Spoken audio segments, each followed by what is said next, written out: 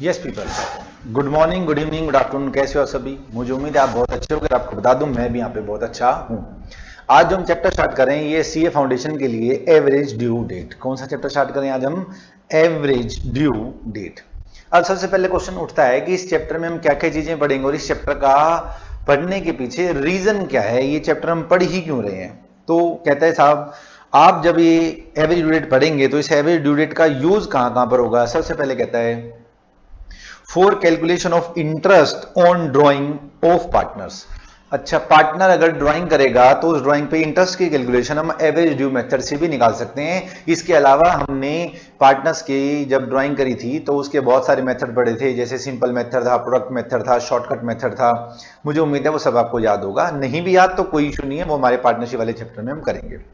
दूसरा पॉइंट कहता है where amount is lent in various installment. अगर अलग अलग इंस्टॉलमेंट में आप किसी को पैसा उधार देते हो या पैसा उधार लेते हो तो इस एवरेज ड्यू डेट का हम क्या करेंगे? यूज। तीसरा कहता है when amount is lent in one installment. और अगर एक इंस्टॉलमेंट में अमाउंट दिया जाता है तो कैसे होगा। अब यहां से तो आपको कई चीजें समझ में आई ही नहीं, तो हम पढ़ना स्टार्ट करते हैं अपना चैप्टर। और हमारे चैप्टर का नाम क्या है? Average due date. क्या नाम है हमारे चैप्टर का? Average due date. हम इसको शॉर्टकट में क्या बोलेंगे? AADD। समझना स्टार्ट करें। एक व्यक्ति है राम। राम ने गुड्स परचेज करी प्रीतम से। ठीक है जी, राम ने प्रीतम से गुड्स क्या करी है? परचेज। इट मींस राम क्या करेगा? पेमेंट। हाँ जी सर, पेमेंट करेगा। किसको पेमेंट करेगा? प्रीतम को। बिल्कुल ठीक बात है। अब इन दोनों के बीच में जब ट्रांजैक्शन हुई होगी तो बताया गया होगा कि पेमेंट कब की जाएगी। जी हाँ सर, बताई जाएगा। फॉर एग्जाम्पल, राम ने गुड्स परचेज करी हैं 10,000 रुपीज की और कहा कि इसकी पेमेंट हम आपको 10th जैन को करेंगे, 10th ऑफ जनवरी को करेंगे। प्रीतम ने कहा कोई बात नहीं। फिर क्या हुआ? राम ने एक और ट्रांजैक्शन कर ली। राम ने पहले गुड्स क्या करी? परचेज। ठीक है जी, गुड्स परचेज करी। किसने गुड्स परचेज करी हैं? राम ने। ठीक है जी, तो प्रीतम ने क्या करी होंगी? सेल। कितने रुपए की जी? 10,000 रुपीज की। इसको हमने नाम दे दिया T1, ट्रांजैक्शन नंबर 1। कुछ दिनों बाद फिर राम ने गुड्स परचेज कर ली प्रीतम से। गुड्स क्या कर ली जी? परचेज। फिर वही बात, गुड्स परचेज किसने करी जी? गुड्स परचेज करी है राम ने। इसको बोल दिया हमने ट्रांजैक्शन नंबर 2। और मजे की बात, ये ट्रांजैक्शन भी 10,000 रुपए की है। और हमने कहा प्रीतम जी इस ट्रांजैक्शन की पेमेंट हम आपको करेंगे 20 जनवरी को। इस ट्रांजैक्शन की पेमेंट राम प्रीतम को कब करेगा? 20 जनवरी को। अभी तक हमने क्या पढ़ा, ध्यान से देखें। राम ने प्रीतम से माल परचेज किया और कहा कि साहब आपको पेमेंट दूंगा 10 जनवरी को। और कितने रुपए की? राम ने गुड्स परचेज करी है 10,000 रुपीज की। और राम ने एक और ट्रांजैक्शन करी प्रीतम से, उसमें भी बाई चांस गुड्स कितने रुपए की परचेज करी है? 10,000 रुपीज की। और इसकी पेमेंट कब करनी है? 20th जैन को। और आज फॉर एग्जाम्पल है, आज हम बैठे हैं दिसंबर में। कोई बात नहीं सर, अगर हम दिसंबर में ट्रांजैक्शन करते हैं, पहली ट्रांजैक्शन कब की गई? दिसंबर में। और दूसरी ट्रांजैक्शन भी कब की गई? दिसंबर में। कोई भी डेट ले लो, उससे कोई फर्क नहीं पड़ता। दिसंबर में 2 ट्रांजैक्शन की गई। एक ट्रांजैक्शन की पेमेंट राम प्रीतम को देगा 10th जैन को और दूसरी ट्रांजैक्शन की पेमेंट राम प्रीतम को देगा 20th जैन को। और दोनों ट्रांजैक्शन में बार बार बता रहा हूं कितने रुपए की है? 10,000 रुपीज की है। मैं 10,000 रुपीज क्यों बोल रहा हूं? 10,000 रुपीज बताने का जो लॉजिक है वो ये है कि ये इक्वल अमाउंट है। ठीक है जी। अब मेरी पहली बात, अगर राम ट्रांजैक्शन नंबर 1 के 10,000 रुपए 10 जनवरी से पहले पे कर दे तो क्या होगा? और अगर 10 जनवरी के बाद पे करे तो क्या होगा? सर सिंपल सी बात है, अगर राम ड्यू डेट, जिसको मैं बोल रहा हूं 10th ऑफ जैन, मुझे उम्मीद है आपको ये वर्ड समझ में आ गया होगा, ड्यू डेट। ये ड्यू डेट कैसे निकलती है ये भी हमारे चैप्टर में है, ये भी मैं निकालने सिखाऊंगा। अगर राम इस 10th जैन से पहले पैसा देता है, फॉर एग्जाम्पल राम इसकी पेमेंट करने आ जाता है 3 जनवरी को, तो क्या राम जल्दी पेमेंट कर रहा है? जी हां।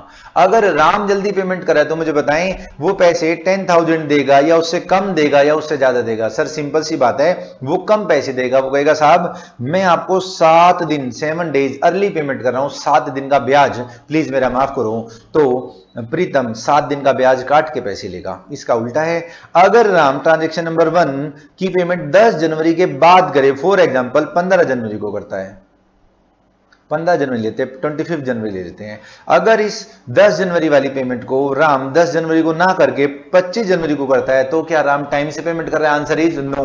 राम ने पेमेंट क्या करी है? लेट। और कितनी पेमेंट लेट करी है? सर 15 दिन पेमेंट लेट करी है। अब खुद बताएं प्रीतम पूरे पैसे लेगा या 15 दिन का ब्याज भी लेगा? सर ये 10,000 तो लेगा ही लेगा, साथ में प्रीतम 15 दिन का क्या लेगा? इंटरेस्ट भी लेगा। तो एक चीज हमें ये समझ में आई कि अगर हम ड्यू डेट पर पेमेंट करते हैं तो हमें सेम पेमेंट करनी पड़ती है, ड्यू डेट से पहले पेमेंट करते हैं तो इंटरेस्ट कटने के बाद हमें कम पैसा पे करना पड़ता है, और अगर हम ड्यू डेट के बाद पेमेंट करते हैं तो ब्याज के समेत, इंटरेस्ट के समेत हमें क्या करनी पड़ती है जी? पेमेंट। मुझे उम्मीद है ये बात आपको समझ में आ गई होगी। ठीक है सर, ये ट्रांजेक्शन 1 की बात करी थी आपने, मैंने कहा ट्रांजेक्शन 2 में भी ऐसा हो सकता है, ट्रांजेक्शन 2 में भी ऐसा हो सकता है। ट्रांजेक्शन 2 की ड्यू डेट क्या थी? ट्रांजेक्शन 2 की सर ड्यू डेट थी 20 जनवरी।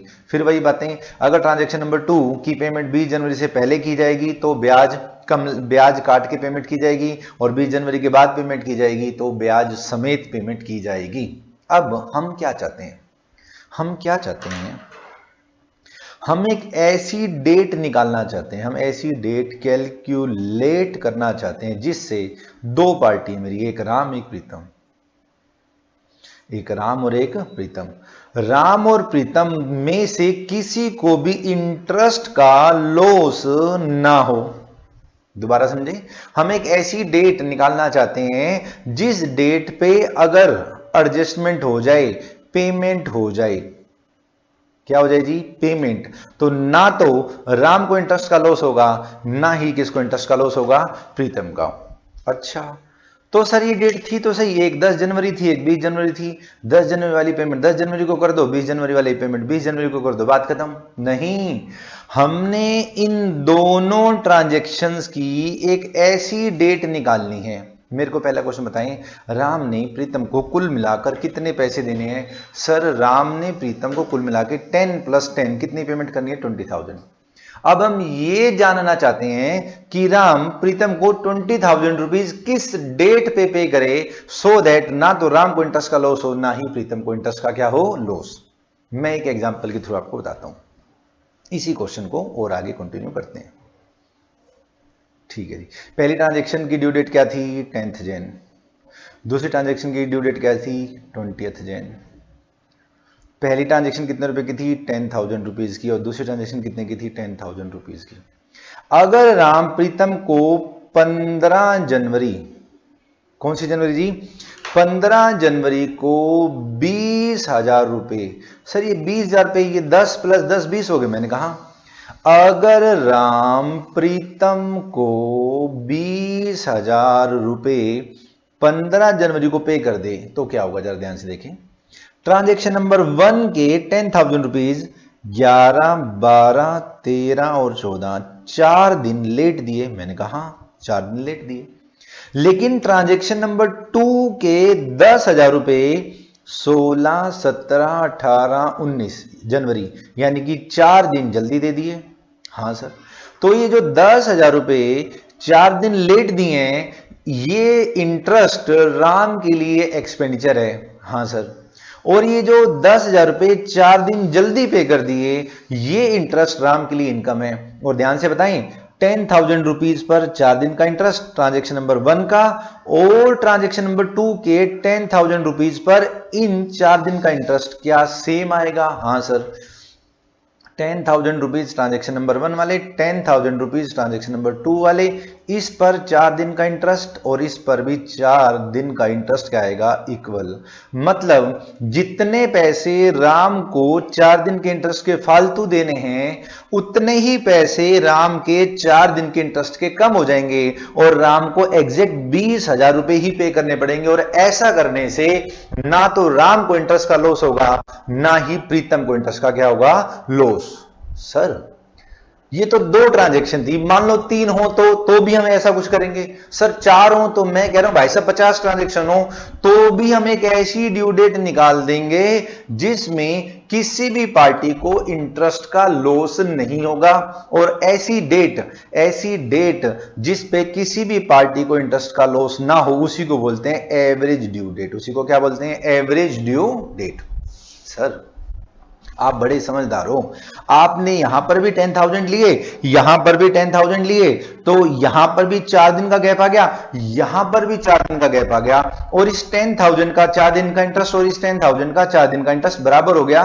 जितने रुपए इंटरेस्ट के राम को एक्स्ट्रा पे करने थे, उतने ही रुपए राम के इंटरेस्ट के बच गए। तो राम को इंटरेस्ट का ना फायदा हुआ ना नुकसान हुआ, प्रीतम को इंटरेस्ट का ना फायदा हुआ ना नुकसान हुआ। राम मैं जब बोल रहा हूं तो समझ लेना परचेजर, प्रीतम जब मैं बोल रहा हूं तो समझ जाना सेलर। सर ये दोनों फिगर 10,000 थे, इसीलिए ये इंटरेस्ट इक्वल आ गया।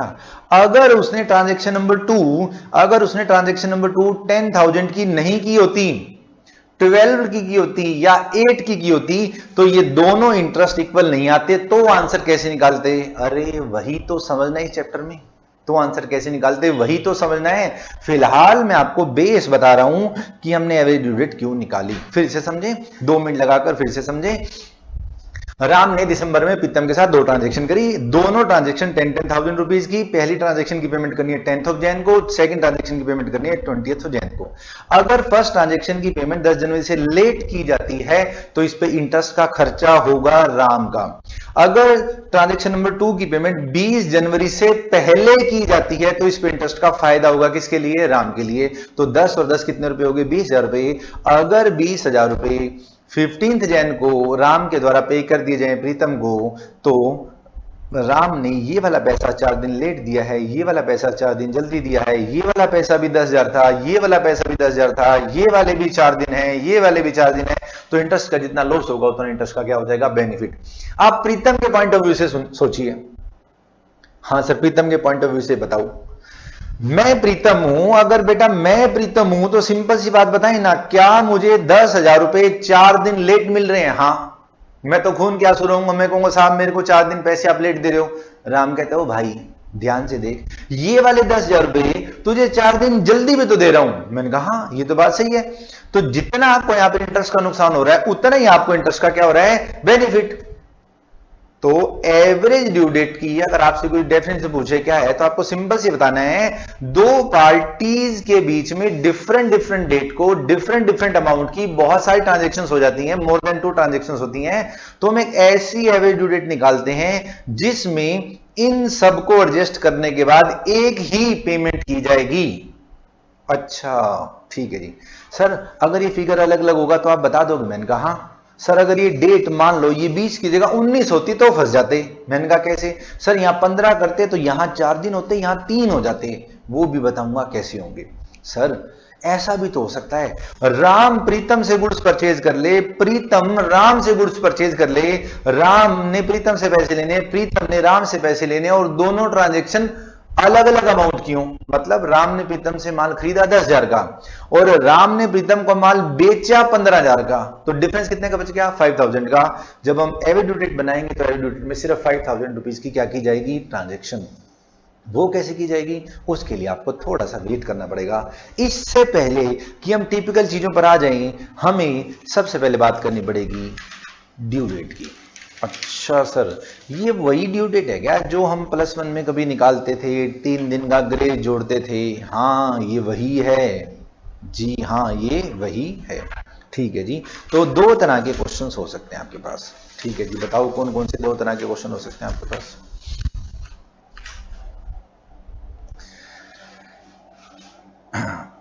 इफ बिल और इनवाइस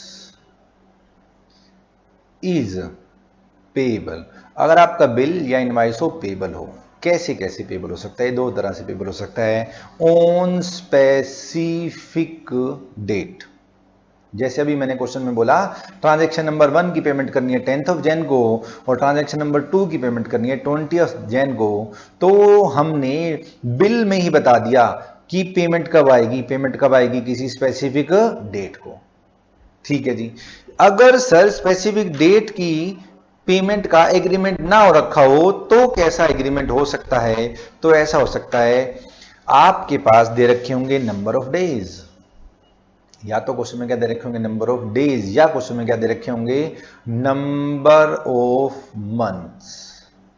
ठीक है सर, अगर क्वेश्चन में नंबर ऑफ मंथ्स देगा तो क्वेश्चन कैसे सॉल्व करना है, ड्यू डेट कैसे निकालनी है, और नंबर ऑफ डेज होगा तो ड्यू डेट कैसे निकालनी है, समझनी करें स्टार्ट। सबसे पहले मैं क्या लिख रहा हूं यहां पे, calculation, calculation of due date. सबसे पहले तो हमें ड्यू डेट की क्या करनी है, कैलकुलेशन। और इसमें अगर स्पेसिफिक डेट दे रखी है तो जो स्पेसिफिक डेट है वही ड्यू डेट है।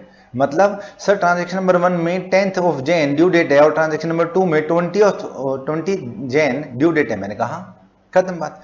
लेकिन अगर हमारे को ट्रांजैक्शन ऐसे दे रखी है date of transaction, date of transaction for example दे रखी है 1 जनवरी। अब सबसे पहले क्या करते हैं, क्वेश्चन करते हैं डेज वाले। ठीक है जी।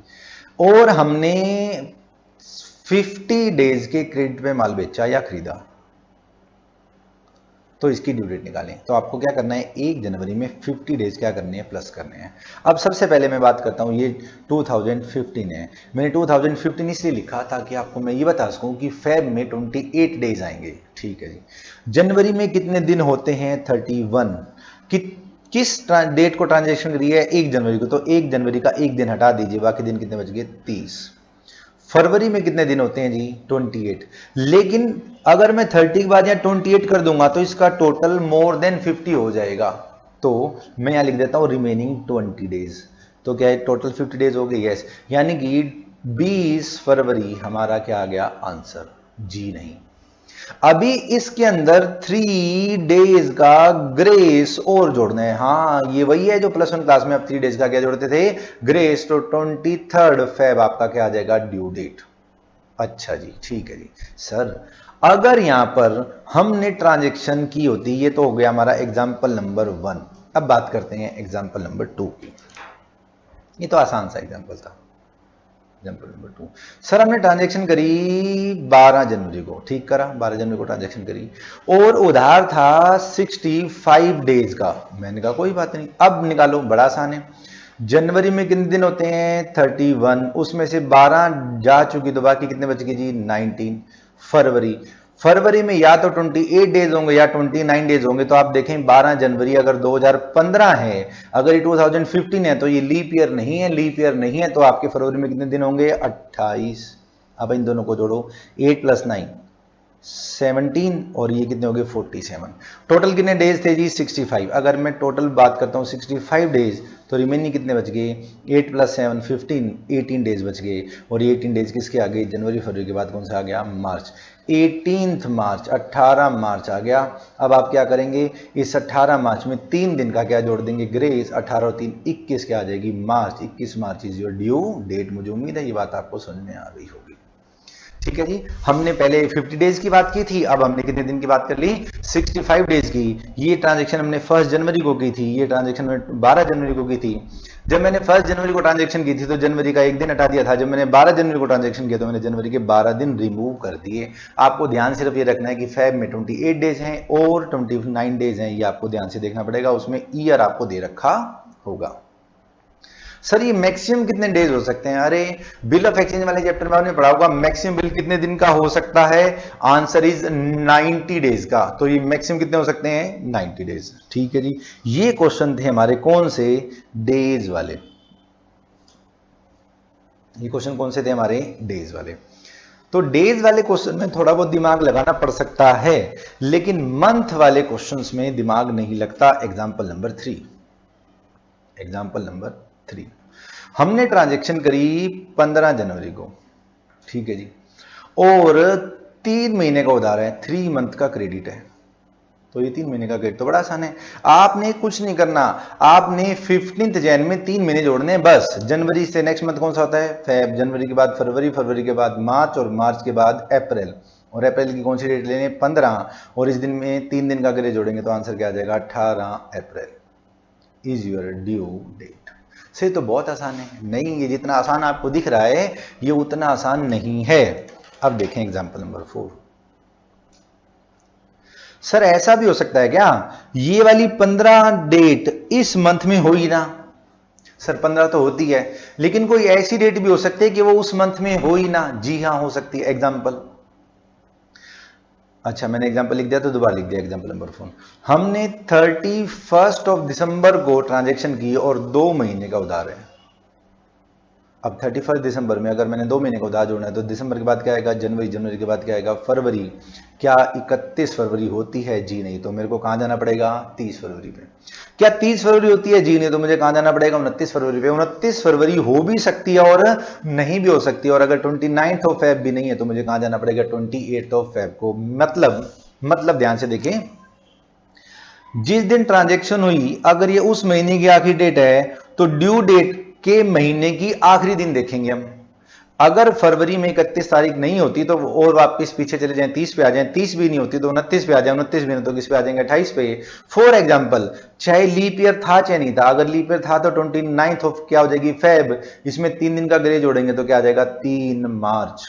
और अगर 28 फेब होती तो 28 फेब में फिर से 3 दिन का ग्रे जोड़ दे तो भी क्या आ जाता? 3 मार्च इज योर ड्यू डेट। मुझे उम्मीद है जो मैं बताना चाह रहा था वो आपको समझ में आ गया होगा। एग्जाम्पल नंबर 5, हमने ट्रांजैक्शन करी मई को। मई को नहीं करते, जून को कर लेते हैं। हमने ट्रांजैक्शन करी जून को, 30 जून को, और 2 महीने का उधार। 30 जून के बाद क्या आएगा? जुलाई। जुलाई के बाद क्या आएगा? अगस्त। अगस्त की क्या ले लेंगे? 30 अगस्त। ठीक है जी, 2 महीने थे, 30 अगस्त ले लिया। अब क्या करेंगे? इस 30 अगस्त में 3 दिन का क्या जोड़ेंगे? ग्रेस। अगर 30 अगस्त में 3 दिन का ग्रेस जोड़ोगे तो अगस्त में होते हैं 31 डेज। जी हाँ, उसमें से 30 अगस्त जा चुकी तो एक दिन तो हो गया अगस्त का। फिर अगस्त के बाद आएगा सितंबर। 2 सितंबर इज योर ड्यू डेट। मुझे उम्मीद है बात भी आपको समझ में आ गई होगी। सर ये पता कैसा चलता है कौन से महीने में कितने दिन होते हैं? जब आप छोटे छोटे बच्चे थे ऐसे नहीं करते थे? जनवरी, फरवरी, मार्च, अप्रैल, मई, जून, जुलाई। जुलाई में कितने दिन होंगे? 31। अगस्त, सितंबर, अक्टूबर, नवंबर, दिसंबर। जो जो चीजें ऊपर आ रही है उसमें कितने दिन? 31। और जो जो चीजें नीचे आ रही है उसमें कितने दिन? 30। फरवरी में कितने होंगे? या तो 28 या 29। हाँ जी सर, हमें याद है। तो जुलाई और अगस्त 2 ऐसे महीने जिसमें लगातार 31 और 31 डेज आते हैं। मुझे उम्मीद है बात भी आपको समझ में आ गई होगी। अभी तक हमने जितने भी एग्जाम्पल किए हैं उसमें ड्यू डेट पर हॉलीडे, हॉलीडे मतलब छुट्टी नहीं थी, नो हॉलीडे। सर अगर ड्यू डेट को हॉलीडे हो तो, ड्यू डेट को अगर हॉलीडे हो तो 2 बातें मैं नए पेज पे समझाता हूं आपको। देखें कैसे।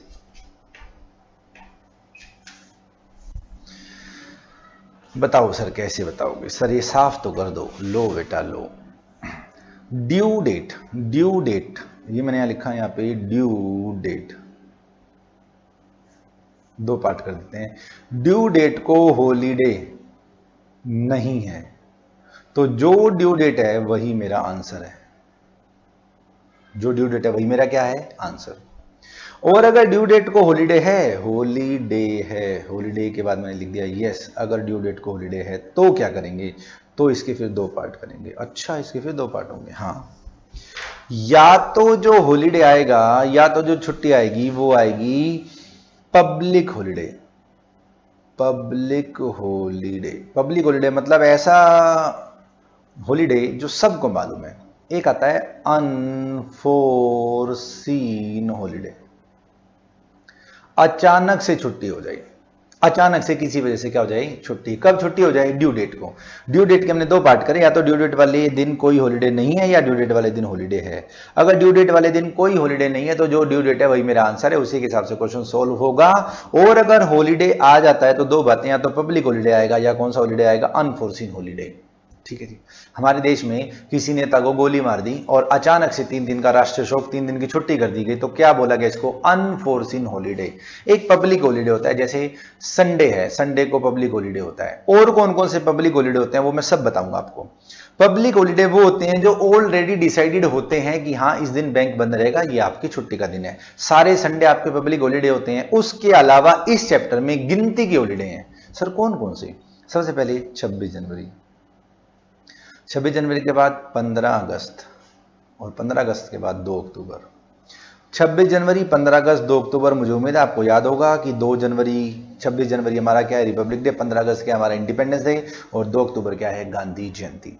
सिर्फ यही 3 हमारे पब्लिक हॉलीडे हैं। सर दिवाली, दशहरा, 25 दिसंबर, क्रिसमस डे नहीं। इस चैप्टर में हमारे पब्लिक हॉलीडे गिनती के कितने हैं? 4। एक तो जितने संडे हैं वो, और संडे के बारे में बताऊंगा, क्वेश्चन में कुछ ना क्या रखा हो तो ड्यू डेट को संडे नहीं है ऐसा आपने एज्यूम करना है। तो कुल मिला के आपके कितने पब्लिक हॉलीडे बच गए जी? 3। एक 26 जैन, एक 15 अगस्त, और एक क्या? 2 अक्टूबर। अगर ड्यू डेट कैलकुलेट करने के बाद, ध्यान से सुनिए, ड्यू डेट 3 दिन का ग्रे जोड़ने के बाद आ रही है, मतलब 3 दिन का ग्रे जोड़ने के बाद अगर 26 जैन, 15 अगस्त, 2 अक्टूबर आपका आंसर आ रहा है, तो आपको क्या करना पड़ेगा? लास्ट, इससे प्रीवियस, ध्यान से देखिए मैंने क्या लिखा है, previous working day is your due date. ध्यान से देखें, मैंने 25 जनवरी में से एक दिन घटाकर, सॉरी, मैंने 26 जनवरी में से एक दिन घटाकर 25 जनवरी आंसर नहीं बोला है, मैंने बोला है इससे पिछला वर्किंग डे जो भी होगा ना, वो आपका क्या हो जाएगा? Due date. इससे पिछला वर्किंग डे 25 जनवरी हो भी सकता है और नहीं भी हो सकता। मान लीजिए हमने ट्रांजैक्शन करी, हम 3 दिन का ग्रे जोड़ के हमारा आंसर आ गया 26 जनवरी।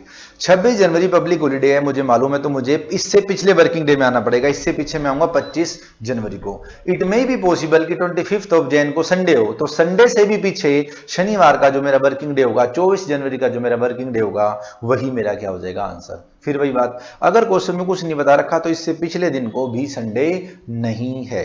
अनफोर्सिन हॉलीडे मैंने आपको एग्जांपल दे दिए। सर अनफोर्सिन हॉलीडे हो तो क्या करेंगे? कुछ भी नहीं, तो हम नेक्स्ट वर्किंग डे पे जाएंगे। ये तो बहुत आसान है। सर हमने तो ऐसा सुना था, पब्लिक हॉलीडे आ जाए तो एक दिन पीछे चले जाओ, अनफोर्सिन हॉलीडे आ जाओ तो एक दिन आगे चले जाओ। नहीं, आपने अब ऐसा नहीं करना। अगर आप सीए कर रहे हैं तो आपको टेक्निकली वर्ड यूज करने पड़ेंगे। Previous working day and next working day, 2 नए वर्ड मैंने आज आपको सिखाए। सर इसका कोई धुरंधर सा एग्जाम्पल दो। लो बेटा लो, एग्जाम्पल लो इसका। हमने 12 जून को ट्रांजैक्शन करी, ठीक करा सर, 12 जून को ट्रांजैक्शन करी, और हमने ट्रांजैक्शन की उधार करी 2 महीने के। 2 महीने का क्या है? क्रेडिट। अब ध्यान से देखें, अगर मैं 12 जून में 2 महीने जोड़ता हूं तो जून के बाद क्या आएगा?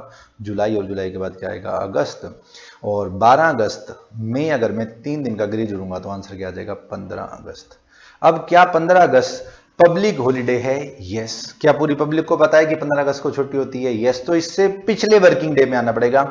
क्वेश्चन में कुछ नहीं कह रखा तो 14 अगस्त इज माय आंसर, और क्वेश्चन में कह देता है कि 14 अगस्त को भी संडे है, तो फिर इससे पहले 13 अगस्त मेरा क्या हो जाएगा? आंसर। लेकिन क्वेश्चन में वो सिंपल सी बात है, ऐसा कुछ बोलेगा नहीं, तो मैं last working day, last date को ही लास्ट वर्किंग डे और प्रीवियस वर्किंग डे बोल देता हूं। मुझे उम्मीद है बात आपको समझ में आ गई होगी। एक और एग्जांपल लें, हमने 15 जून को ट्रांजैक्शन करी, और हमने ट्रांजैक्शन की 3 महीने के लिए। 15 जून में 3 महीने जोड़े, जुलाई, अगस्त, सितंबर। 15 सितंबर में 3 दिन का ग्रे जोड़ेंगे तो क्या आ जाएगा? 18 सितंबर। अब आपको क्वेश्चन में कहता है कि 18 सितंबर को किसी सीएम को मार दिया गया और अनफोर्सिन हॉलीडे आ गया, गवर्नमेंट ने हॉलीडे डिक्लेयर कर दिया, अनफोर्सिन हॉलीडे डिक्लेयर कर दिया, तो मुझे कहां जाना पड़ेगा? Next working day. और क्वेश्चन में कुछ नहीं कह रखा तो नेक्स्ट वर्किंग डे 19 सितंबर मेरा क्या हो जाएगा? आंसर। मुझे उम्मीद है ड्यू डेट वाली बात आपको सारी समझ में आ गई होगी। अभी तक देखिए हमने क्या पढ़ा है? सर अभी तक तो हमने ही पढ़ा है कि एक व्यक्ति ने दूसरे व्यक्ति के साथ एक से ज्यादा ट्रांजेक्शन करी हैं, उसमें हम एक ऐसी डेट निकालना चाहते हैं तो जिसमें किसी भी पार्टी को इंटरेस्ट का ना फायदा हो ना क्या हो? नुकसान। फिर हमने दूसरी बात जो समझी वो समझी कि ड्यू डेट 2 तरह की होती है। ड्यू डेट आने के बाद 2 ऑप्शन हो सकते हैं, तो ड्यू डेट को हॉलीडे आएगा या ड्यू डेट को हॉलीडे नहीं आएगा। अगर ड्यू डेट को हॉलीडे नहीं आता तो जो ड्यू डेट है वही मेरा क्या है? आंसर। और अगर ड्यू डेट कैलकुलेट करने के बाद कोई हॉलीडे आ जाता है तो फिर दो बातें होती है, तो पब्लिक हॉलीडे आएगा या अनफोर्सिन हॉलीडे आएगा। अनफोर्सिन हॉलीडे आएगा तो हम कहां चले जाएंगे, नेक्स्ट वर्किंग डे, और पब्लिक हॉलीडे आएगा तो कहां चले जाएंगे, प्रीवियस वर्किंग डे। मुझे उम्मीद है ये बात आपको समझ में आ गई होगी। ठीक है जी, ये बात तो सर हमें समझ में आ गई। हमें ये बताओ क्वेश्चन कैसे निकलेंगे। क्वेश्चन तो बहुत आसान है, क्वेश्चन कैसे निकलेंगे वो मैं आपको एक सेकंड में समझा दूंगा, क्योंकि इस चैप्टर की शुरुआत ही हम किससे करेंगे, क्वेश्चन से। क्वेश्चन के साथ ही मैं आपको बता पाऊंगा कि एवरेज ड्यू डेट प्रैक्टिकली कैसे निकाली जाती है।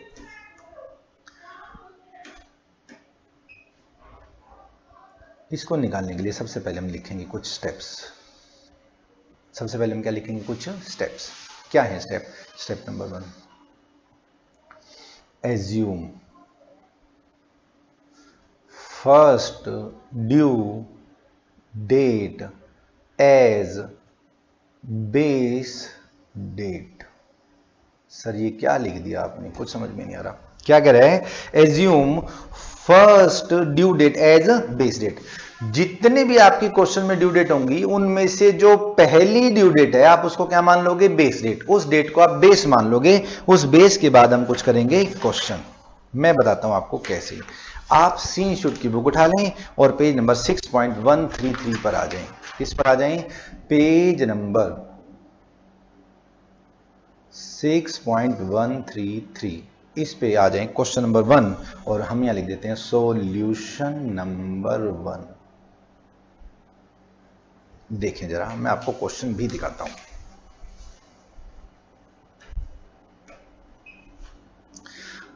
The following are the amount due on different date in between the same parties. 3 जुलाई, 2 अगस्त, 11 सितंबर। 3 ड्यू डेट है, अमाउंट अलग अलग है, 500 रुपए, 800 रुपए, 1000 रुपए। Suggest a date on which all the bill may be paid out without any loss of interest to either party. यही तो मैं समझाना चाह रहा था अब तक कि एवरेज ड्यू डेट वो डेट होती है जिसमें किसी भी पार्टी को, चाहे वो बायर है चाहे वो सेलर है, इंटरेस्ट का लॉस नहीं होता और जितनी भी पेमेंट है इकट्ठी कर दी जाती है। अलग अलग ट्रांजेक्शन्स की अलग अलग पेमेंट नहीं की जाती। अच्छा, तो मेरे को ये ध्यान से देखें, क्वेश्चन में क्या दे रखा है सर, क्वेश्चन में ड्यू डेट दे रखी है। हाँ, अगर क्वेश्चन में ड्यू डेट दे रखी है तो आपको सीधा क्या निकाल देना है, एवरेज ड्यू डेट। और अगर क्वेश्चन में ड्यू डेट नहीं दे रखी तो पहले तो वो 3 महीने जोड़कर, 2 महीने जोड़कर, 60 दिन जोड़कर, मैंने जो ड्यू डेट निकालनी सिखाई है 3 दिन का ग्रेस जोड़कर, वैसे सर हम ड्यू डेट निकालेंगे और ड्यू डेट आने के बाद एवरेज ड्यू डेट निकालेंगे। मैंने कहा तो सबसे पहले देखें आपकी डेट की, ड्यू डेट कितनी है, 3। पहली क्या है जी, 3 जुलाई, दूसरी क्या है जी 2 अगस्त, और तीसरी क्या है जी 11 सितंबर। इन तीनों ड्यू डेट में से सबसे पहली ड्यू डेट कौन सी है, 3 जुलाई। हाँ सर, पहले जुलाई आता है, फिर अगस्त आता है, फिर सितंबर आता है। तो मेरी जो फर्स्ट ड्यू डेट है, जो सबसे नजदीक ड्यू डेट है, उसको मैंने क्या मान लिया, बेस डेट। मैं इस क्वेश्चन को आपके लिए सॉल्व करना स्टार्ट करता हूं। स्टेप नंबर 1 बताइए जी क्या था। स्टेप नंबर 1 क्या था, मैं दोबारा से दिखाता हूं। Assume first due date as base date. तो हमारे इस क्वेश्चन में फर्स्ट ड्यू डेट लिख देता हूं मैं आपकी सुविधा के लिए।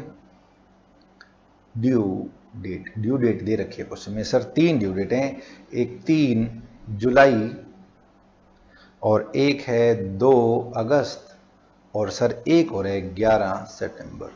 अमाउंट अलग अलग है, फिर क्या हो गया, अमाउंट अलग अलग है तो एक ट्रांजैक्शन है 500 रुपीज की, दूसरी ट्रांजैक्शन है 800 रुपीज की और तीसरी ट्रांजैक्शन है 1000 रुपीज की।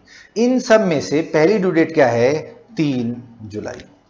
तो इस 3 जुलाई को हम क्या मान लेंगे, बेस डेट। हाँ सर, ये बात तो हमारे को समझ में आ गई, हमने इसे क्या मान लिया, base date. Step number 1 is complete. Step number 1 क्या था, दोबारा से देखिए। Assume first due date as base date.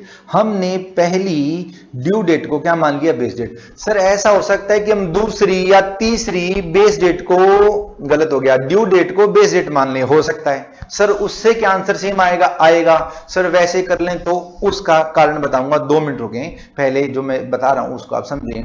Step number 1, assume first due date as base date. हमने सर क्या करा, 3 ट्रांजेक्शन थी, इनकी ड्यू डेट गिवन है, मैं बार बार बता रहा हूं ड्यू डेट गिवन है। अगर क्वेश्चन में ड्यू डेट गिवन नहीं होती, डेट ऑफ ट्रांजेक्शन गिवन होती, टर्म्स ऑफ ट्रांजेक्शन गिवन होती, तो मुझे ड्यू डेट कैलकुलेट करनी पड़ती, फिर ये क्वेश्चन स्टार्ट होता। ठीक है जी, हमने बेस डेट क्या मान ली जी, हमने बेस डेट मान ली 3 जुलाई। ठीक है जी, हमारी 3 जुलाई क्या होगी बेस डेट। उसके बाद आपने क्या करना है जरा ध्यान से देखें।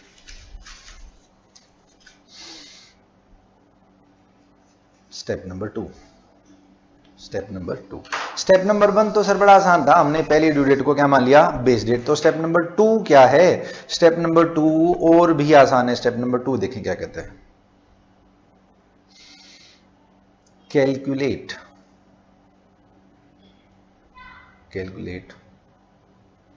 Difference between all due date and base date। Sir क्या कहा आपने, अभी बताता हूं। आपने क्या चीज कैलकुलेट करना है, डिफरेंस। किस चीज में डिफरेंस कैलकुलेट करना है, जितनी भी ड्यू डेट्स हैं, जितनी भी क्या है ड्यू डेट्स और जो आपने बेस डेट मानी है, उन सब के बीच में क्या चीज कैलकुलेट करना है, डिफरेंस। तो कोई बात नहीं सर, डिफरेंस कैलकुलेट कर लेंगे। तो इस क्वेश्चन को कैसे सोल्व करेंगे वो साथ साथ मैं आपको करा रहा हूं। स्टेप नंबर 1 हमने प्रैक्टिकली कर लिया, हम स्टेप नंबर 2 पे प्रैक्टिकली आ जाते हैं। This is your step number 2। अब मैं एक फॉर्मेट बनाऊंगा, आपने उसको बड़ा ध्यान से देखना है। सबसे पहले मैंने क्या लिखा, ड्यू डेट्स। हाँ सर, हमारी क्वेश्चन में ड्यू डेट्स कौन कौन सी थी, 3 जुलाई, 2 सितंबर, गलत हो गया 2 अगस्त है, और 11 सितंबर।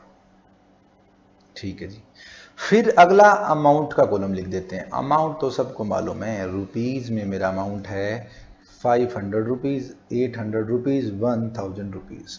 उसके बाद क्या कहा, डिफरेंस निकालना है, number of days from base date. और हमने बेस डेट क्या मानी थी, बेस डेट हमने क्या मानी थी 3 जुलाई। ठीक है जी, तो 3 जुलाई और 3 जुलाई के बीच में कितने दिन का गैप है, 0, और ये हमेशा 0 आएगा। पहले वाला गैप आपका हमेशा क्या आएगा, 0। उसके बाद आपने क्या करना है, 3 जुलाई और 2 अगस्त और 3 जुलाई और 11 सितंबर के बीच में नंबर ऑफ डेज निकालने हैं। ये कैसे निकालने हैं वो भी सोचने का विषय है, ध्यान से देखें। जुलाई में कितने दिन होते हैं सर, 31। कितने जा चुके, 3 माइनस कर दो, बाकी कितने बच गए, 28। जुलाई गई, हाँ जी। अगली डेट क्या थी, 2 अगस्त। जुलाई के बाद कौन सी डेट आई, अगस्त। अगस्त में कितने दिन है, सिर्फ 2। तो आपके डिफरेंस कितने दिन का हो गया, 30 डेज का क्या हो गया डिफरेंस। मुझे उम्मीद है 30 डेज का डिफरेंस आपको समझ में आ गया होगा। और सर अगर हमें 3 जुलाई नहीं, ठीक बोला मैंने, अगर हमें 3 जुलाई और 11 सितंबर के बीच में ग्रेस निकालना है, तो नंबर ऑफ डेज निकालने, तो वही काम। जुलाई में कितने दिन होते हैं, 31। कितने जा चुके, 3। कितने बच गए जी, 28। अगस्त में कितने दिन होते हैं, 31। क्या अगस्त पूरा लेना पड़ेगा, आंसर यस। उसके बाद बारी किसकी आई, सितंबर की। 11 सितंबर मेरी ड्यू डेट थी, तो 11 दिन की 811 कितने होगी जी, 0। 3 + 3 6 + 1 7। ये कितने दिन हो गए जी आपके, 70। ये आपके कितने दिन हो गए, 70। मुझे उम्मीद है यहां तक आपको बात समझ में आ गई होगी।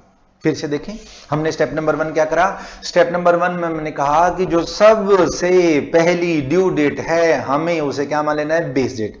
और इस बेस डेट और जितने भी ड्यू डेट है उनका डिफरेंस कैलकुलेट करना है। हाँ सर, कर लिया कैलकुलेट। स्टेप नंबर 1 देखिए हमने क्या लिखा था सर, स्टेप नंबर 1 हमने यही लिखा था, क्या, assume first due date is your base date and calculate difference between all due date and base date। Sir कर दिया, अब क्या करें, step number 3 multiply amount with difference in days. जो अमाउंट है और जो डिफरेंस इन डेज है, आप उसको क्या कर दोगे, मल्टीप्लाई। और मल्टीप्लाई करोगे तो जो चीज सामने आएगी उसका नाम क्या होगा, प्रोडक्ट। मल्टीप्लाई करने के बाद जो चीज सामने आएगी उसका नाम क्या होगा, प्रोडक्ट। 500 की 0 से जब आप मल्टीप्लाई करेंगे तो क्या आएगा, 0। बचपन में आपने सुना होगा ना, 0 को किसी भी चीज से मल्टीप्लाई करो तो वो खुद क्या हो जाती है, 0। और 0 के बारे में आपने एक नारा भी सुना होगा, हमसे जो टकराएगा चूर चूर हो जाएगा। तो 0 से टकराए तो खुद क्या हो गई, 0 हो गई। ठीक है जी। 800 multiplied by 30, this comes to 24,000 rupees, and 1000 multiplied by 70, this comes to 70,000 rupees। और आपने स्टेप नंबर 3 में क्या करना है, स्टेप नंबर 3 सर हो गया, मल्टीप्लाई कर दिया। अगर आपने मल्टीप्लाई कर दिया तो स्टेप नंबर 4, जो प्रोडक्ट का कॉलम है, जो प्रोडक्ट का कॉलम है उसका आप क्या कर देंगे, टोटल। उसका आप क्या कर देंगे, टोटल। लो सर, ये रहा 70,000 प्लस 24,000 इज इक्वल टू 94,000। इतना आने के बाद आपने क्या करना है, स्टेप नंबर 5। स्टेप नंबर 5 क्या था, जो आपका अमाउंट का कॉलम है उसका आपने क्या कर देना है, टोटल। ठीक है जी। ये मेरा अमाउंट का कॉलम था 500 plus 800 1300 plus 1000 is equal to 2000 and 300, ये भी हो गया। Step number 6, calculate ADD, average due date. Average due date को कैलकुलेट कैसे किया जाएगा, ध्यान से देखें। Base date plus minus product multiplied by amount का टोटल। प्रोडक्ट का भी टोटल लिख देता हूं। ठीक है जी। यहां पर आ जाएं, ये क्वेश्चन था हमारा। हमने स्टेप नंबर 1 क्या करा, फर्स्ट ड्यू डेट को हमने क्या मान लिया, बेस डेट। स्टेप नंबर 2 क्या था, इस बेस डेट और जितनी भी ड्यू डेट है उसका क्या निकाल दिया हमने, डिफरेंस। अगर हम ऐसा करते हैं, अगर हम फर्स्ट ड्यू डेट को बेस मानते हैं तो ये वाला जो डिफरेंस है हमेशा क्या आएगा, 0। और 0 जब डिफरेंस आएगा तो मल्टीप्लाई करके आंसर आ जाएगा। नेक्स्ट स्टेप हमने क्या करा, इस प्रोडक्ट का टोटल करा। नेक्स्ट स्टेप हमने क्या करा, इस अमाउंट का क्या कर दिया, टोटल। और अब हमें क्या करना है, अब हमें क्या निकाल देना है, ड्यू डेट। ड्यू डेट का फॉर्मूला बताएं क्या था, बेस डेट। बेस डेट बताएं क्या है, 3 जुलाई। उसके बाद लिखा गया है प्लस माइनस। ये प्लस माइनस क्यों लिखा है अभी बताता हूं। प्रोडक्ट का टोटल 94,000 डिवाइडेड बाय अमाउंट का टोटल 2300। अगर मैं कैलकुलेटर से करता हूं 94,000, मुझे उम्मीद है आपको दिख रहा होगा, 94,000 डिवाइडेड बाय क्या करना है जी मुझे, 2300। दिस कम्स टू 40.86 और you can say that 41 days. अब इसके आगे क्वेश्चन है, प्लस करें कि माइनस करें। मुझे एक बात बताइए, ये जो मेरे प्रोडक्ट का टोटल था 94,000, क्या ये प्लस में है, आंसर इज यस, तो प्लस करेंगे। 3 जुलाई में अगर आप 41 डेज प्लस कर देंगे तो आपका आंसर जो आएगा वो क्या आएगा, एवरेज ड्यू डेट। हम करते हैं स्टार्ट। जुलाई में कितने दिन होते हैं सर, 31। कितने दिन जा चुके, 3, तो जुलाई के कितने दिन बच गए, 28। ठीक है जी, 28 लिख देता हूं अच्छे से। टोटल कितने दिन करने हैं मेरे को, 41। तो 3 ये बच गए, 8 और 3 11, 3 और 1 4, 13। जुलाई के बाद क्या आएगा, अगस्त। 13 अगस्त is your average due date. This is your answer. ये आपकी सारी क्या है कॉन्सेप्ट। आपको करना क्या है सर, हमें ये 6 स्टेप ही तो ध्यान रखने, और करना क्या है, सबसे पहले क्या करेंगे, ड्यू डेट कैलकुलेट कर लेंगे। और अगर ड्यू डेट क्वेश्चन में गिवन है तो बहुत अच्छी बात है, और अगर ड्यू डेट क्वेश्चन में गिवन है तो पहली ड्यू डेट को क्या मान लेंगे, बेस डेट। अब इस बेस डेट और जितनी भी ड्यू डेट है उन सबका क्या निकाल लेंगे, डिफरेंस आ जाएगा नंबर ऑफ डेज में। अब जो भी अमाउंट है और जो नंबर ऑफ डेज का डिफरेंस है उसको क्या कर दोगे, मल्टीप्लाई करेंगे तो उस कॉलम को क्या बोलेंगे, प्रोडक्ट। इस प्रोडक्ट वाले कॉलम का क्या कर देंगे, टोटल। फिर अमाउंट वाले कॉलम का क्या कर देंगे, टोटल। फिर एवरेज ड्यू डेट का फॉर्मूला लगा देंगे, is base date plus minus product का टोटल डिवाइडेड बाय अमाउंट का टोटल। सर ये प्लस माइनस क्यों किया था, ये अभी तक आपने समझाया नहीं, मैं समझाता हूं आपको। पहले ये क्वेश्चन रिवाइज करते हैं। सर एक व्यक्ति ने दूसरे व्यक्ति के साथ 3 ट्रांजैक्शन करी, 3 ड्यू डेट हैं, 3 जुलाई, 2 अगस्त, 11 सितंबर। इसको सोल्व करते हैं। 3 जुलाई को मैंने मान लिया बेस डेट, 3 जुलाई को मैंने बेस डेट मान लिया, 3 ड्यू डेट लिखी, अमाउंट लिखा, इन तीनों ड्यू डेट को और इस बेस डेट का डिफरेंस लिया। 3 जुलाई और 3 जुलाई में 0 दिन का गैप है, 2 अगस्त और 3 जुलाई में 30 दिन का गैप है, 11 सितंबर और 3 जुलाई में 70 दिन का गैप है। मैंने नंबर ऑफ डेज और अमाउंट को मल्टीप्लाई करा, इसको प्रोडक्ट बोला, प्रोडक्ट का टोटल करा, अमाउंट का टोटल करा, फॉर्मूला लगाया, base date plus minus distance. अब बच्चे कह रहे हैं सर माइनस और बता दो, बस बात खत्म। ये माइनस क्यों है, कब यूज होती है वो ध्यान से सुनिए। क्या फर्स्ट ड्यू डेट को बेस डेट मानना जरूरी है? Answer is no. आप किसी भी ड्यू डेट को बेस डेट मान सकते हैं। अरे मैं कहता हूं आप किसी भी दिन को बेस डेट मान सकते हो। मतलब मैं 3 जुलाई को चाहूं तो 3 जुलाई को, मैं 2 अगस्त को चाहूं तो 2 अगस्त को, और अगर मैं 11 सितंबर को चाहूं तो मैं 11 सितंबर को क्या मान सकता हूं? Base date. अरे मैं चाहूं तो 1 जुलाई को भी क्या मान सकता हूं? Base date. मैं चाहूं तो 20 सितंबर को भी क्या मान सकता हूं? Base date. फर्क कुछ नहीं पड़ेगा। मैथमेटिकली जब सॉल्व करोगे तो आंसर आपका 13 अगस्त ही आएगा। सर वो कैसे आएगा? जब आप 11 सितंबर को अगर मान लीजिए आप बेस डेट मानते हैं तो 3 जुलाई और 11 सितंबर के बीच में जो गैप है, 3 जुलाई और 11 सितंबर के बीच में जो गैप है वो नेगेटिव आएगा। हाँ सर। और 2 अगस्त और 11 जुलाई सितंबर के बीच में भी जो आंसर है वो क्या आएगा? नेगेटिव। और 11 सितंबर और 11 सितंबर के बीच में जो डेज आएगा वो क्या आएगा? 0। तो ये माइनस आएगा, ये माइनस आएगा, इस प्रोडक्ट का टोटल करोगे तो माइनस आएगा, ये माइनस आ जाएगा। फिर यहाँ पे जो हमने बेस डेट मानी होगी वो 3 जुलाई थोड़ी ना होगी, वो बेस डेट 11 सितंबर होगी। फिर 11 सितंबर में कुछ डेज माइनस करेंगे तो आंसर आएगा 13 अगस्त। जिस बच्चे को टाइम वेस्ट करना है और जो अपने आप को मैथमेटिकली स्ट्रॉन्ग समझता है वो ऐसा कर सकता है। लेकिन मैं आपको सलाह दूंगा कि सीधे दिन गिनने आसान है, उल्टे दिन गिनने मुश्किल है। मतलब सर अगर मैं कहूं 11 सितंबर और 2 अगस्त के बीच में ड्यू डेट के वो निकालो, टाइम निकालो, फिर 11 अगस्त और 3 जुलाई के बीच में, तो मुझे रिवर्स चलना पड़ेगा। और रिवर्स चलूंगा तो यहां पर कैलकुलेशन थोड़ी सी टिपिकल हो जाती है। जैसे मैं सिंपल सी बात कहता हूं, मैं कहता हूं 10 अगस्त में 12 दिन जोड़ो तो आप कहोगे 10 और 12 22 अगस्त आंसर आ गया। लेकिन मैं अगर ये कहता हूं कि 10 अगस्त में से 17 दिन घटाओ तो सर 10 दिन तो अगस्त के घट गए, 7 दिन जुलाई के घटेंगे। अब जुलाई में 31 हैं तो 31 में से 7 घटेंगे फिर आंसर आएगा, 30 हैं तो 30 में से 7 घटेंगे फिर आंसर आएगा। What I am trying to say is that अगर आप रिवर्स में आंसर लगाते हैं तो मैथमेटिकली मुश्किल हो जाएगा। लेकिन मैथ एक ऐसी चीज है जो प्लस माइनस करके आपका आंसर घुमा फिरा के 13 अगस्त ही ले आएगा। सर अभी आपने बोला 3 जुलाई को बेस मानो, अभी आपने बोला 11 सितंबर को मानो, हम तो सर 2 अगस्त को मानेंगे। मान लो 2 अगस्त को अगर आप बेस डेट मानते हो तो 2 अगस्त और 2 अगस्त में कितना डिफरेंस हो जाएगा? 0। और 3 जुलाई और 2 अगस्त में जो डिफरेंस आएगा वो नेगेटिव आएगा। और 2 अगस्त और 11 सितंबर में जो डिफरेंस आएगा वो पॉजिटिव आएगा। एक फिगर नेगेटिव आएगा, एक फिगर पॉजिटिव आएगा। फिर इसको देखना पड़ेगा टोटल में पॉजिटिव है कि नेगेटिव है, फिर उसके हिसाब से आंसर आएगा। ठीक है सर, ये सारी राम कहानी करो खत्म। हमने आपकी बात मान ली, आपने कहा हमने मान ली। क्या फर्स्ट ड्यू डेट को बेस डेट मानोगे तो मैथमेटिकली इजी हो जाएगा। ये नटशेल में रिजल्ट निकला है। ठीक है जी। अब हुआ क्या? ये 13 अगस्त आंसर आ गया। ध्यान से सुने, दोनों पार्टीज के बीच में कितने रुपए की ट्रांजैक्शन हुई है? सर 3 ट्रांजैक्शन हुई है, 500, 800, 1000, 2300 की। अगर 2300 रुपए एक पार्टी दूसरी पार्टी को 13 अगस्त को पे कर दे, अगर 2300 रुपए एक पार्टी दूसरी पार्टी को 13 अगस्त को पे कर दे तो किसी भी पार्टी को ना इंटरेस्ट का फायदा होगा ना इंटरेस्ट का लॉस होगा। ठीक है जी। सर ये 500 रुपए लेट दिए जा रहे हैं। हाँ, ये 3 जुलाई की जगह हमारी ड्यू डेट क्या आ गई जी? 13 अगस्त। 13 अगस्त। ये 3 जुलाई वाले पैसे लेट दिए जा रहे हैं, ये 2 अगस्त वाले पैसे लेट दिए जा रहे हैं, लेकिन ये 11 सितंबर वाले पैसे जल्दी दिए जा रहे हैं।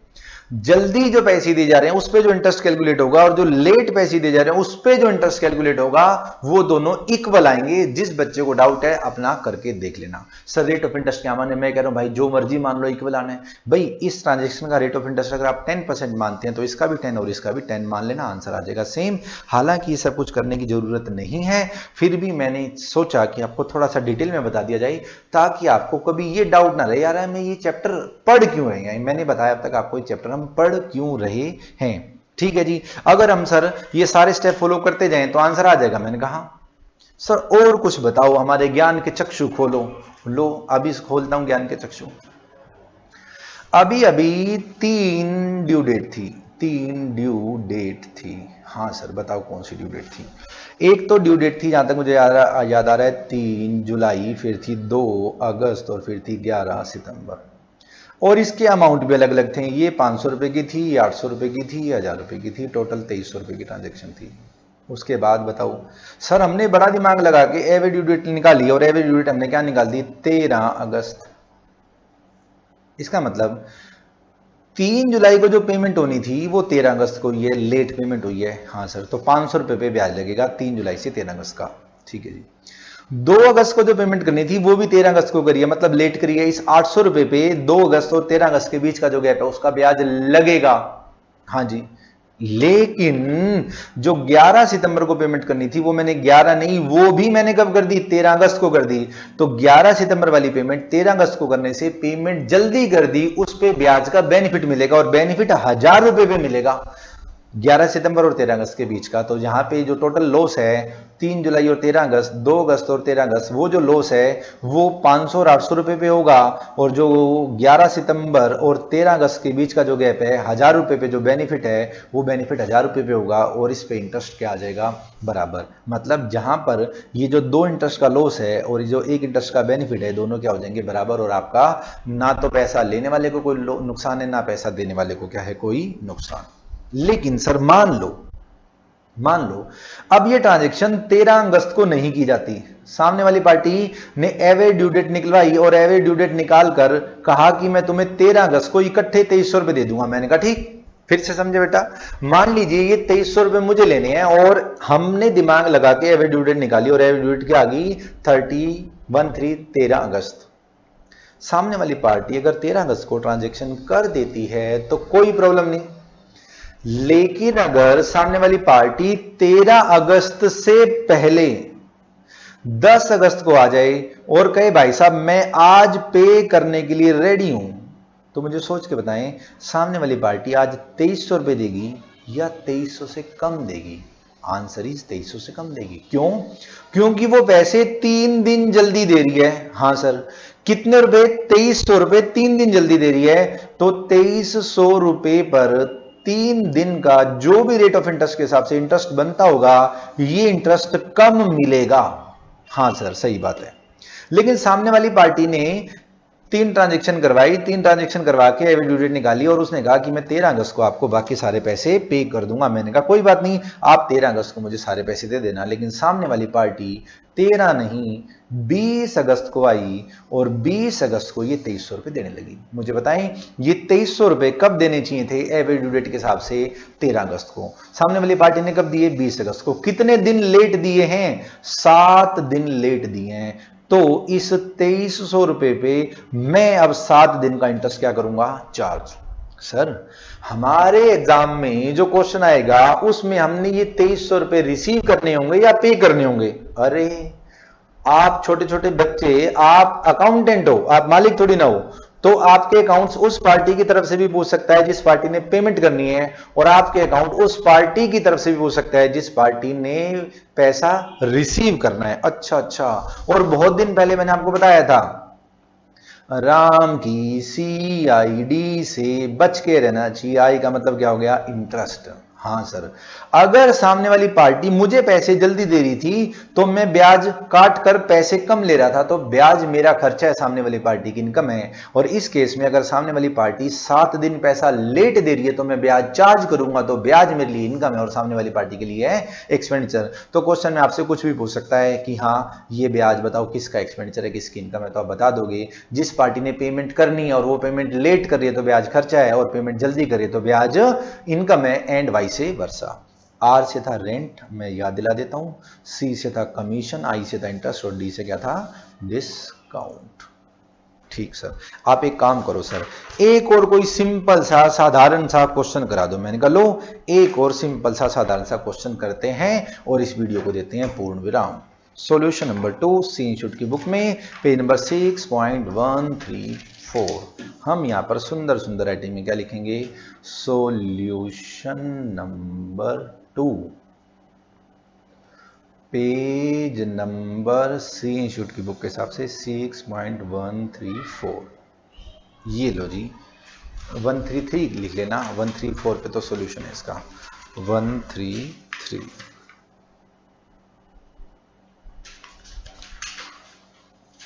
नहीं सही लिखा है, सही लिखा है। देखें जरा क्या कहता है, मैं जरा जूम इन कर दूं। The following amount are due to x by y। हाँ अब आपको दिख रहा होगा। The following amount are due to x by y, y want to pay off on 18 March, on 14 July, interest rate 8% per annum is taken into consideration. ठीक है जी, due date, हे भगवान due date दे रखी है। अगर ड्यू डेट दे रखी है तो due date calculate नहीं करनी, जो फाइनल पेपर में क्वेश्चन आएगा वो आपका 8 या 6 नंबर का आएगा। और अगर क्वेश्चन में कहे ये ट्रांजेक्शन है और ये ट्रांजेक्शन 30 दिन की उधार है, 40 दिन की उधार है, 2 महीने की उधार है, 2.25 महीने की उधार है, पहले ड्यू डेट निकालो और फिर एवरेज ड्यू डेट निकालो, फिर इंटरेस्ट निकाल के दिखाओ, फिर वो क्वेश्चन आपका बनेगा 10 मार्क्स का, 12 मार्क्स का और 14 मार्क्स का। वो आपकी किस्मत पे डिपेंड है कि कितने मार्क्स आएगा। बट हमारा पास्ट एक्सपीरियंस ये कहता है कि ये क्वेश्चन जरूर आएगा कम से कम 8 नंबर का। ठीक है जी, ड्यू डेट दे रखी है 10 जनवरी 500 रुपए, 26 जनवरी और साथ में कहता है रिपब्लिक डे। अगर ना भी बोलता तो मुझे मालूम है 26 जनवरी, मैंने क्या बताया था इस चैप्टर में कितनी छुट्टी है, 3। कौन कौन सी? 26 जनवरी, 15 अगस्त, 2 अक्टूबर। ठीक है जी, 23 मार्च, उसके बाद क्या कहता है 18 अगस्त।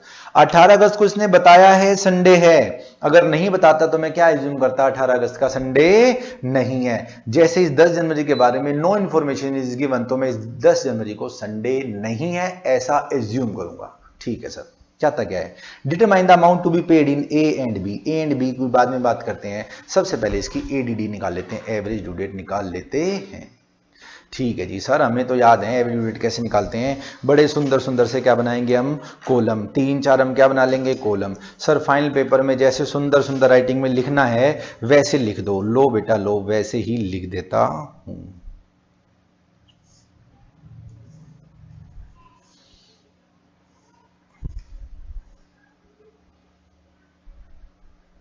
लो जी, अब बनेगी बात। सबसे पहले वाले कॉलम में हमने क्या लिखा, ध्यान से देखते जाएं, ड्यू डेट। क्या लिखा हमने, ड्यू डेट, और ड्यू डेट के आगे क्या लिख दिया, नॉर्मल। नेक्स्ट कॉलम में हमने क्या लिखा, ड्यू डेट, और इस ड्यू डेट के आगे क्या लिख दिया, एक्चुअल। फिर हमने क्या लिखा, नंबर, यहां लिख देते हैं number of days from due date, यहां क्या लिखते हैं, अमाउंट। इन दोनों का मल्टीप्लाई करेंगे तो क्या आ जाएगा, प्रोडक्ट। सबसे पहले normal due date, normal due date अपने अपने क्वेश्चन में देखना करें स्टार्ट। लो जी, सबसे पहले क्या कहता है, 10 जनवरी 26 जनवरी, ये एज इट इज लिख दें 10 जनवरी, ये लिख दी मैंने 10 जनवरी। उसके बाद बात करता है 26 जनवरी, 26 जनवरी के बाद बात करता है 23 मार्च, 23 मार्च, और 23 मार्च के बाद बात करता है 18 अगस्त। अब ध्यान से देखें, due date actual, due date actual, इस 10 जनवरी के बारे में नो इन्फॉर्मेशन इज गिवन, तो actual due date is also 10 January. 26 जनवरी को रिपब्लिक डे होता है, पब्लिक हॉलीडे होती है, तो मैं प्रीवियस वर्किंग डे में आ जाऊंगा, प्रीवियस वर्किंग डे में आ जाऊंगा तो 25 जनवरी। 23 मार्च के बारे में नो इन्फॉर्मेशन इज गिवन, तो 23 मार्च इज माई आंसर। लेकिन 18 अगस्त के बारे में कहते हैं कि 18 अगस्त को सर संडे है, तो इससे पहले आ जाओ 17 अगस्त को। खत्म। अमाउंट, अमाउंट तो सबको मालूम है, पहली ट्रांजैक्शन का अमाउंट था 500 रुपीज, दूसरी ट्रांजैक्शन का अमाउंट है 1000 रुपीज, तीसरी ट्रांजैक्शन का अमाउंट है 3000 रुपीज और चौथी ट्रांजैक्शन का अमाउंट है 4000 रुपीज। हमें किसका करना है टोटल। मेन बच गया number of days from, from के बाद आप 2 वर्ड लिख सकते हैं, फ्रॉम ड्यू डेट भी लिख सकते हैं, सॉरी फ्रॉम बेस डेट भी लिख सकते हैं, या पहले बेस डेट मान लें। ध्यान से देखें, 10th of Jain, 25th of Jain, 23rd of March and 17th of अगस्त में सबसे पहली ड्यू डेट कौन सी है, 10 जनवरी। तो हमने बेस डेट क्या मान ली, 10 जनवरी। तो आप यहां लिख सकते हैं number of days from 10 January, और you can write also number of days from base date. आपकी मर्जी है, आप बेस डेट लिखें या फिर 10 जनवरी लिखें। और जब आप 10 जनवरी लिख रहे हैं तो उससे पहले आपको पेपर में लिखना पड़ेगा we assume 10 January is base date. ठीक है जी, हमने 10 जनवरी को बेस डेट मान लिया, ठीक करा, बेस डेट मान लिया। अब बचा क्या, बचा तो ये नंबर ऑफ डेज वाला कॉलम, और तो कुछ भी नहीं बचा। तो 10 जनवरी और 10 जनवरी के बीच में कितने डेज का गैप है, 0। अब यहां देखना स्टार्ट करें, यहां मैं लिख रहा हूं जनवरी, यहां मैं लिख रहा हूं फरवरी, यहां मैं लिख रहा हूं मार्च, यहां मैं लिख रहा हूं अप्रैल, यहां पे लिख रहा हूं मैं मई, यहाँ पे लिख रहा हूँ मैं जून, यहाँ पे मैं लिख रहा हूँ जुलाई, यहाँ पे मैं लिख रहा हूँ अगस्त। हे भगवान, आप अगस्त तक चले गए। हाँ भाई हाँ, अगस्त तक जाना पड़ेगा। ये देखो 17 अगस्त है, ठीक है जी। पहली ट्रांजैक्शन थी 10 जनवरी, ड्यू डेट बेस डेट हमने मानी 10 जनवरी, जीरो आंसर आ गया। दूसरी क्या थी जी? 25 जनवरी। ध्यान से देखें, दूसरी क्या थी? 25 जनवरी। जनवरी में कितने दिन होते हैं सर? जनवरी में दिन होते हैं 31, और हमने बेस डेट क्या मानी है? 10। 10 तो जा चुकी, 10 तो जा चुकी। अच्छा 25 जनवरी थी ना, सॉरी 25 जनवरी में से 10 तो जा चुकी, तो कितने दिन बच गए? 15। बात खत्म। जनवरी के 15 दिन हम लेट पेमेंट कर रहे हैं, तो नंबर ऑफ डेज कितने बच गए? सिर्फ और सिर्फ 15। ठीक है जी। दूसरी बात, अगली बार जो डेट है वो क्या है? मार्च, वो भी 25 मार्च। 25 मार्च। अब ध्यान से देखें पिछले वाले पॉइंट और इस वाले पॉइंट में क्या फर्क है। मार्च अलग है, जनवरी अलग है। हाँ जी, तो जनवरी में कितने दिन होते हैं? 31। हमने बेस डेट क्या मानी थी? 10, तो जनवरी के कितने दिन बच गए? 21। फरवरी में कुछ नहीं कह रखा, तो कितने दिन मान लो? 28। मार्च कौन सी है? 25 तो मार्च है ही। हाँ सर 25 तो मार्च है ही। ठीक है जी। 25 मार्च है क्या? 23 मार्च है, सॉरी 23 मार्च है। आज पता नहीं गलतियां क्यों हो रही हैं। ये देखो बेटा 23 मार्च लिखा हुआ है, तो यहाँ पे 23 लिख देता हूँ। 23 दोबारा से करते हैं। ये 23 मार्च लिखा हुआ तो यहाँ 23 मार्च लिख दिया। 8 और 1 9, 9 और 3 12, 12 का 2 आंसर लगा, 1 2 और 2 4 और 2 6 और 1 7, 72 डेज। ये गैप कितना हो गया आपका? 72 डेज का। नेक्स्ट डेट क्या लिखी हुई है? 17 अगस्त। अगस्त बड़ी दूर तक जाना पड़ेगा। जनवरी में कितने दिन होते हैं? 31। हमने बेस डेट क्या मानी थी? 10। बाकी दिन बचे कितने? 21। जनवरी के बाद बारी किसकी है जी? फरवरी की। फरवरी में कितने दिन होते हैं? 28। मार्च में जी 31, अप्रैल में 30, मई में 31, जून में 30, जुलाई में 31। अब बारी किसकी आई? अगस्त की। अगस्त के कितने दिन है? 17। मुझे उम्मीद है सारी बातें आपको समझ में आ गई होगी। ठीक है जी। 8 और 1 9 और 1 10 और 1 11 और 1 12, 12 और 7 19, 19 का 9 आंसर लगा 1, 2 और 2 4 और 3 7 और 3 10 और 3 13 और 3 16 और 1 17 और 3 20 और 1 21, 219 दिन। मुझे उम्मीद है ये 219 दिन का गैप आपको समझ में आ गया होगा। मैं फिर बता देता हूं, हमने गलती से इसको 25th पढ़ लिया था और कुछ भी नहीं। ये 23 है तो ये 23 है, और ये 23 है तो यहाँ 23 लिख दिया। ये 72 डेज आ गए। अब क्या करना है सर? अब इसका प्रोडक्ट करना है। 500 मल्टीप्लाई बाय 0, बताएं जी कितना आ जाएगा सर? ये तो 500 ही आ जाएगा। 1000 मल्टीप्लाई बाय 15 कितना आ जाएगा? 15,300। 3000 मल्टीप्लाई बाय 72 कितना आ जाएगा? 2,16,000। और 4000 मल्टीप्लाइड बाय 219 करोगे तो कितना आ जाएगा? ये 8,76,000। उसके बाद नेक्स्ट स्टेप, सर हमें याद है इस प्रोडक्ट का क्या कर देंगे टोटल? ये टोटल कितना आ जाएगा? 11,07,000। फिर क्या करोगे सर? इस अमाउंट का कर देंगे टोटल 4 3 7 और 1 8, 8,500, 8,500 रुपए। उसके बाद क्या निकाल देंगे? Average due date. Average due date is equal to base date. Base date हमने क्या मानी थी? बेस डेट सर हमने मानी थी 10 जनवरी प्लस माइनस प्रोडक्ट का टोटल 11,07,000 डिवाइडेड बाय अमाउंट का टोटल 8,500। तो आपने क्या करना है? 11,07,000, ये रहा मेरा कैलकुलेटर, मैंने कैलकुलेटर में लिखा 11,07,000 divided by 8,500, this comes to 130.23 days, 130.23, और यू कैन सी दैट 131 दिन। अब आपको क्या करना है? 10 जनवरी में प्लस करने हैं 131 दिन। सर ये माइनस क्यों नहीं करने? अरे बेटा ये प्रोडक्ट का टोटल जब प्लस में आया है तो आपने प्लस करना है, प्रोडक्ट का टोटल माइनस में आता तो क्या करते? माइनस। और प्रोडक्ट का टोटल माइनस में जब आता, जब मैं बेस डेट 10 जनवरी के अलावा और कुछ मानता, मतलब 10 जनवरी के बाद मान लेता, मान लो 25 जनवरी मान लेता, तो यहां वाला फिगर नेगेटिव आ जाता। फिर देखते टोटल नेगेटिव आ रहा है कि पॉजिटिव। हाँ सर ठीक है सर। 10 जनवरी में 131 दिन जोड़ना भी दिमाग का काम है। अच्छा लो जी लो, 10 जनवरी में 131 दिन भी जोड़ दो। 10 जनवरी में कितने दिन प्लस करने हैं? 131। जनवरी में कितने दिन होते हैं? 31। कितने जा चुके? 10। कितने बच गए? 21। फरवरी में कितने दिन हमने एज्यूम किए थे सर? 28, क्योंकि लीप ईयर की कोई इन्फॉर्मेशन देने रखी।